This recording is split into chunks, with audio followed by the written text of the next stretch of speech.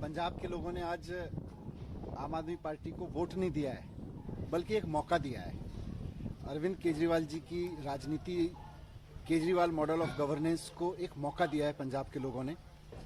और आज पूरे देश में ये एस्टेब्लिश हो गया है कि गरीब आदमी के लिए, अपने बच्चों को पढ़ाने के लिए, नौकरी के लिए, भ्रष्टाचार झेल रहे लोगों के लिए, सबके लिए केजरीवाल जी का जो मॉडल ऑफ गवर्नेंस है वो एक उम्मीद है। लोग ये देख रहे हैं कि केजरीवाल जी होंगे तो ईमानदारी से व्यापार किया जा सकता है। गरीब आदमी ये सोचता है केजरीवाल जी होंगे तो ईमानदारी से सरकार की सेवाएं ली जा सकती हैं, अपने बच्चों को पढ़ाया जा सकता है, इलाज मिल सकता है।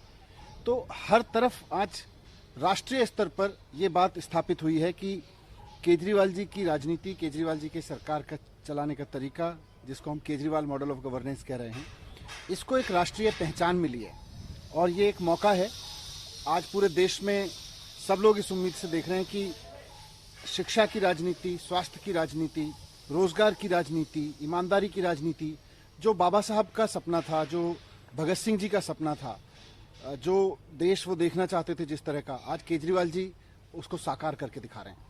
सर, जब बात होती थी तो बहुत सारे पॉलिटिकल एनालिस्ट वो ये कहते थे कि दिल्ली में केजरीवाल जी के चेहरे की एक एक्सेप्टेंस है, उसके बाद मनीष सिसोदिया जी हैं, वहां पर जिस तरह से कैंडिडेट है, आपको लगता है कि भगवंत मान जी भी उम्मीदों पर खरे उतरेंगे लोगों के? भगवंत मान जी भी खरे उतरेंगे और ओवरऑल आम आदमी पार्टी का एक एक कार्यकर्ता इस बात को लेकर समर्पित है कि केजरीवाल जी ने जो देश को राजनीति की दिशा दी है कि सरकार बनाए, जनता से मौका मांगे, वोट ना मांगे, जनता से मौका मांगे, और जब जनता मौका दे तो फिर उनके बच्चों के पढ़ाने के लिए काम करें, उनके इलाज के लिए काम करें, उनकी नौकरियों के लिए काम करें, महिलाओं की सुरक्षा के लिए, उनकी उन्नति के लिए काम करें।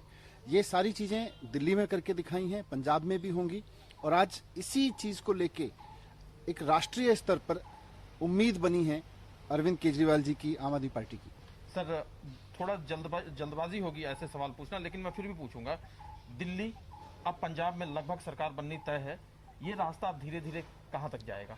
रास्ता धीरे धीरे ये जाएगा कि अब इस देश में जो केजरीवाल जी की राजनीति का मूल है, उनकी केजरीवाल मॉडल ऑफ गवर्नेंस का मूल है शिक्षा पे काम करना, स्वास्थ्य पे काम करना, महिलाओं के लिए काम करना, व्यापारियों के लिए ईमानदारी से काम करना, आम आदमी को ईमानदारी की गवर्नेंस देना, रोजगार पे काम करना, जिसका मैंने कहा कि भगत सिंह जी और बाबा साहब का जो सपना था, जैसा देश वो बनाना चाहते थे, अब ये रास्ता उधर जा रहा है।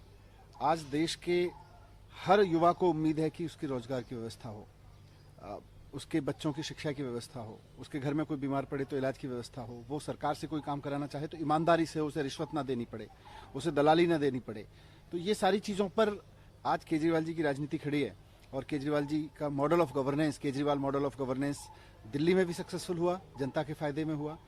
पंजाब में भी लोगों ने मौका दिया है, वहाँ भी आम आदमी का फायदा होगा। वो आम आदमी पार्टी की जीत नहीं है, आम आदमी की जीत है, उसकी जिंदगी की जीत है। सर, एक आखिरी सवाल है सर मेरा।